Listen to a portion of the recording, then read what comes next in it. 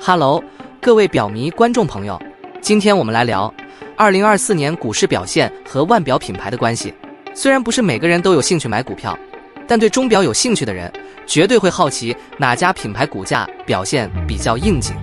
今天就用幽默轻松的方式，从第10名到第1名，看看去年2024年股价下跌最少到最多的腕表品牌，顺便了解这些品牌在市场上的抗跌能力。第10名，劳力士。讲到劳力士，这牌子就一个字，稳。从绿水鬼到熊猫迪，它在钟表界的地位完全是王者，连在股市里都一样硬得吓人。你说今年股市风风雨雨？对不起，人家就是风雨无阻豪士壳，稳到连巴菲特都想多看2眼。2024年劳力士股价从年初的21600美金，小幅滑到20500美金，跌了不到2%，让其他品牌看了都想叹气。这叫跌？拜托给我们留点面子。老实说，这表现连定存户都羡慕，手上的劳力士股票根本是拿来当避险神器的。劳力士为什么这么强？第一，品牌形象无懈可击，谁不想带着劳力士上班开会，下班夜市喝啤酒？第二，它的二手市场超火爆，你买一只表，不管戴多久，转手价格还是高的让人想哭。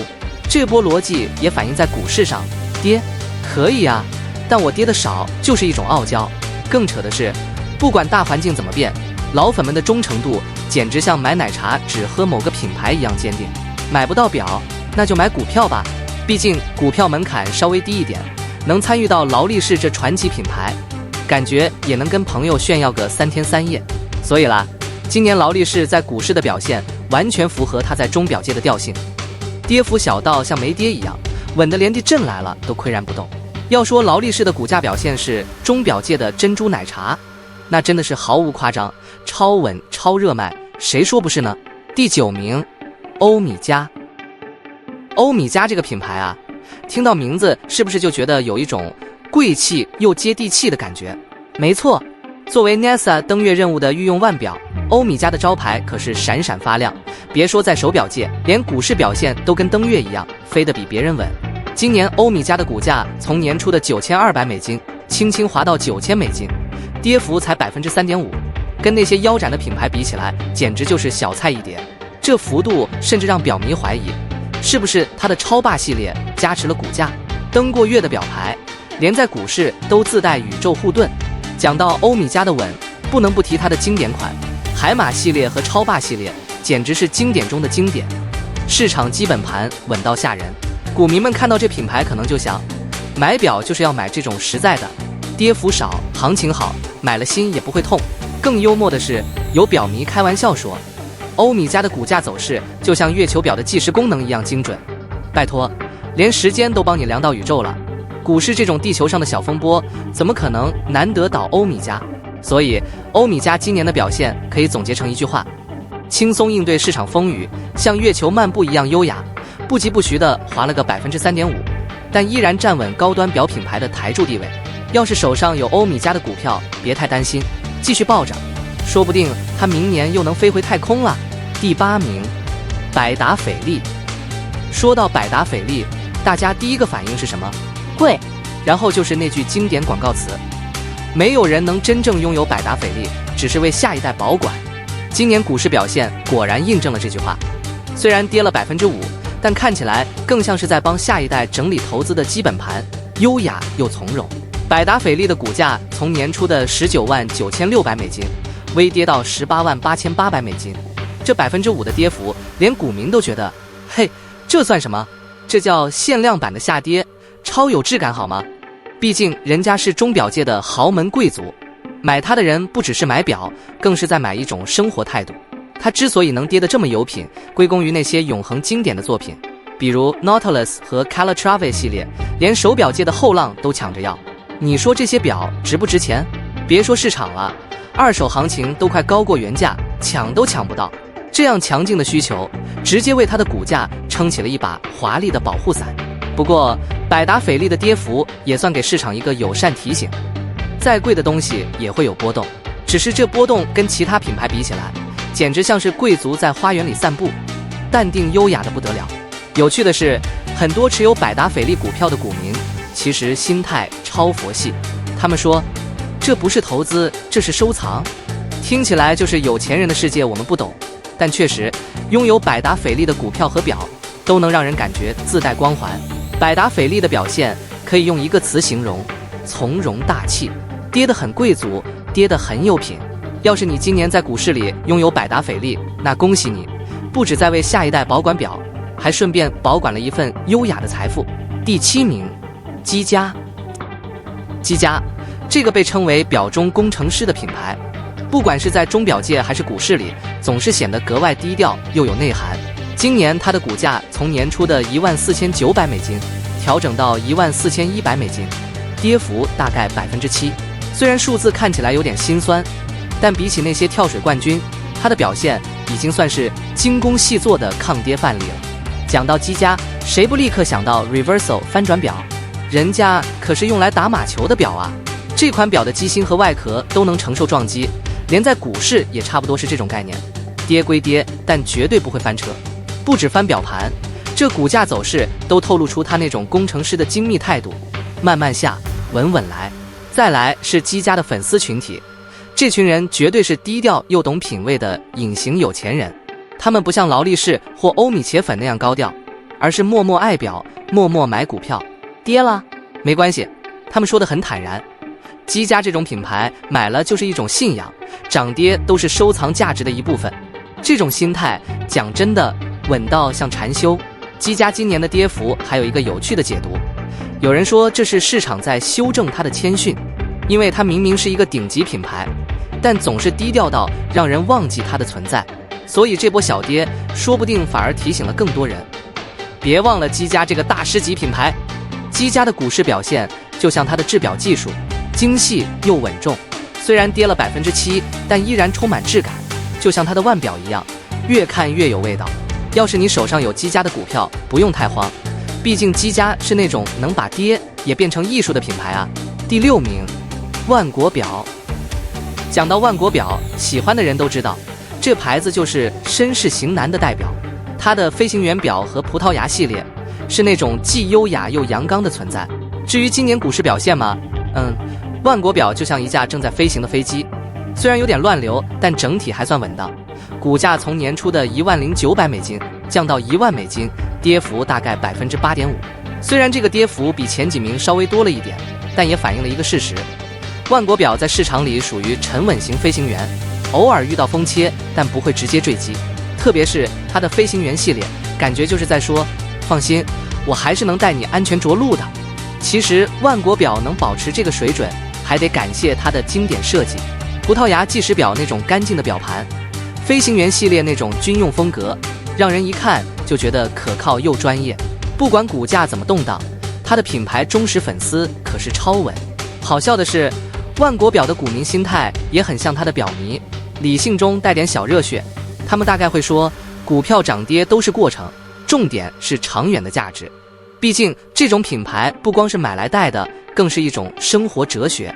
你买的是一只表，附赠的是一种绅士飞行员般的潇洒态度。虽然万国今年跌了8.5%，但谁会怀疑它的潜力？就像它的飞行员系列表一样，飞得稳，飞得高，偶尔降个高度，也只是为了更好的重新起飞。要是你持有万国表的股票，大可以安心等它下一次冲上云霄了。第5名，沛纳海。沛纳海这个意大利血统的硬汉品牌，一向以大块头和阳刚风著称。无论是经典的 Luminar 系列，还是 Submersible 潜水系列，都是那种一戴上手就让人感觉要去潜水或探险的表。今年股市表现嘛，确实有点像它的潜水表，下潜的稍微深了一些。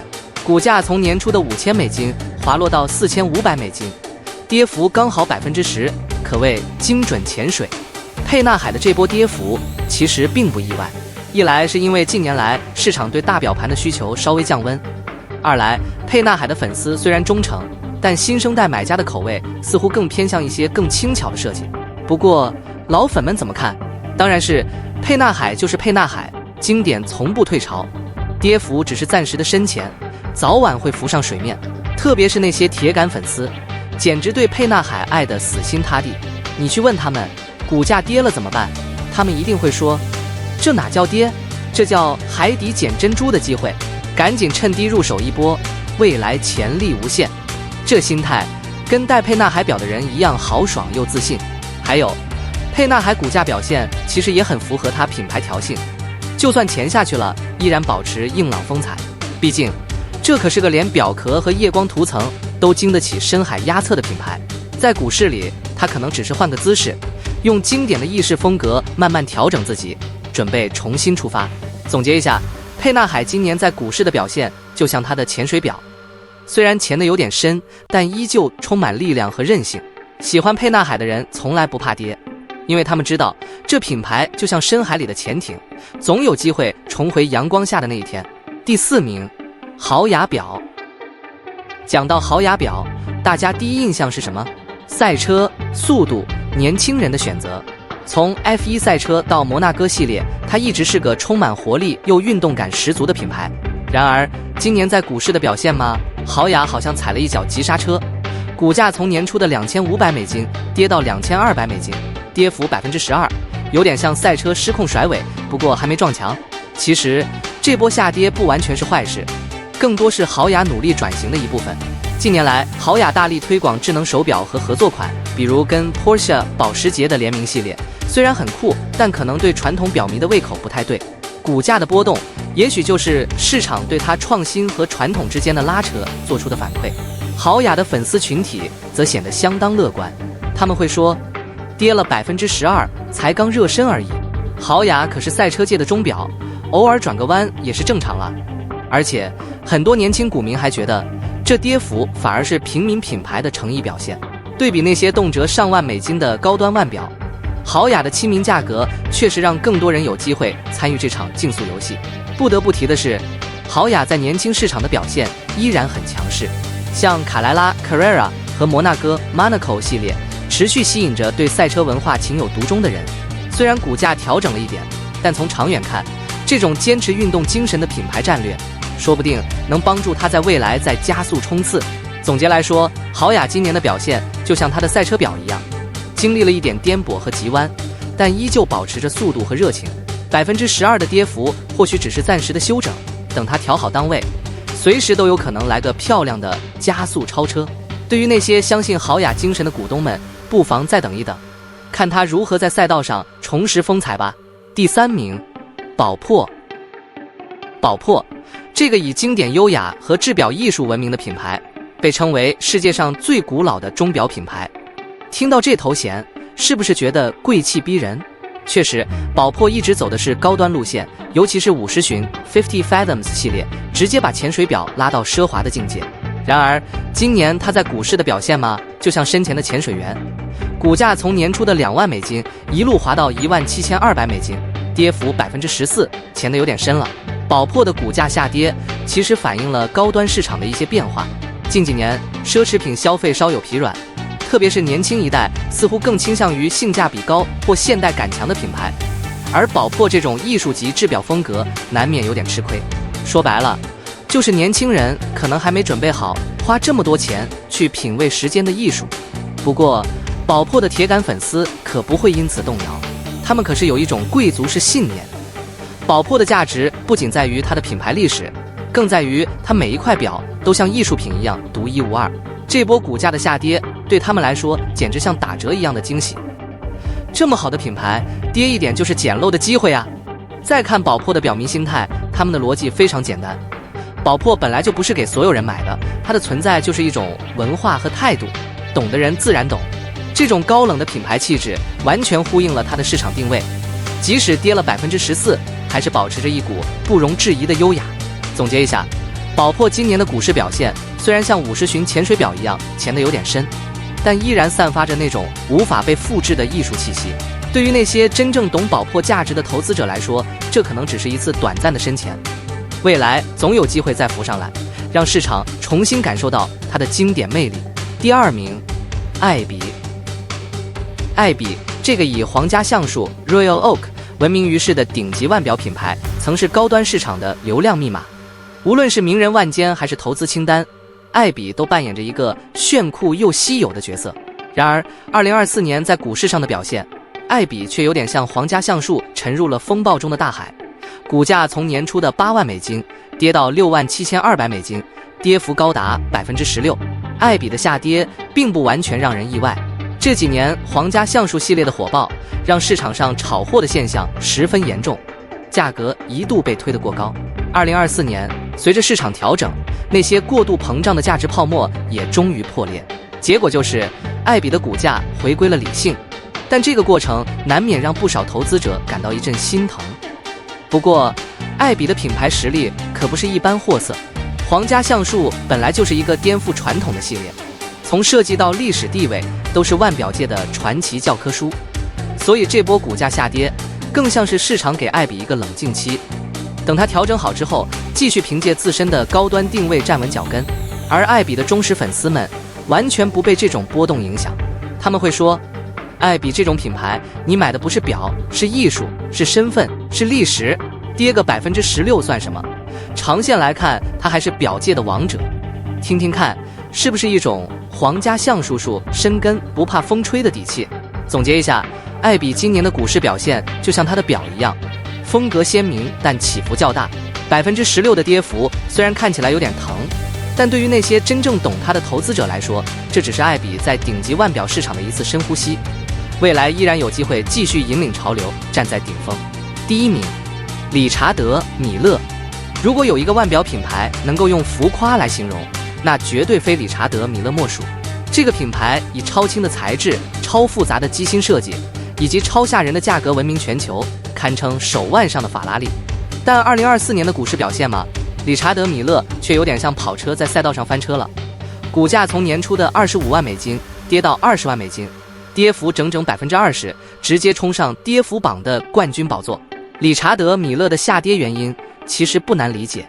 首先，这个品牌的定价本来就高得离谱，是属于有钱人的玩具。随着全球经济环境波动，高端消费市场出现疲软，一些非刚需奢侈品自然首当其冲。而理查德·米勒这种动辄几十万美金的手表，也就成了被冷落的目标。其次，他那限量饥饿营销的策略也让市场泡沫过于膨胀。以前大家为了炫耀和稀缺性抢着入手，但今年市场情绪一旦冷却，泡沫破裂的速度也是惊人。股价掉得这么狠，算是给理查德·米勒的粉丝们泼了一盆冷水。原来连米勒也会跌。当然，理查德·米勒的表迷们却相当乐观，他们依然坚持，米勒不只是表，而是一种态度。特别是那些顶级限量款，比如 RM27 系列的网球表和 RM50 的陀飞轮计时表，依然是腕表界的明星选手。不管市场如何波动，依旧光芒四射。而且，理查德·米勒向来以独树一帜闻名，他的设计语言和定位非常明确，完全不在乎外界的看法。这次的下跌或许只是一次短暂的车速调节，等市场恢复热情，他很可能会以更强势的姿态重回高点。总结来说，理查德·米勒今年以20%的跌幅荣登股价跌幅榜冠军，确实有点惨烈，但他的品牌气场依然强大。对于那些忠实粉丝和投资者来说，这或许只是一次重新审视品牌价值的机会。毕竟，像米勒这种表界法拉利，偶尔翻个车也是跑车文化的一部分吗？总结一下，去年腕表品牌的股市表现真是五花八门，有的跌得轻，有的跌得心惊胆跳。但不管如何，喜欢表的我们还是继续欣赏这些品牌的工艺和设计。股市嘛，有涨就有跌，未来还有机会。喜欢这次的股市分析吗？在留言区告诉我，哪一个品牌是你心目中的抗跌之王？别忘了按赞、订阅支持一波，我们下期见，拜拜。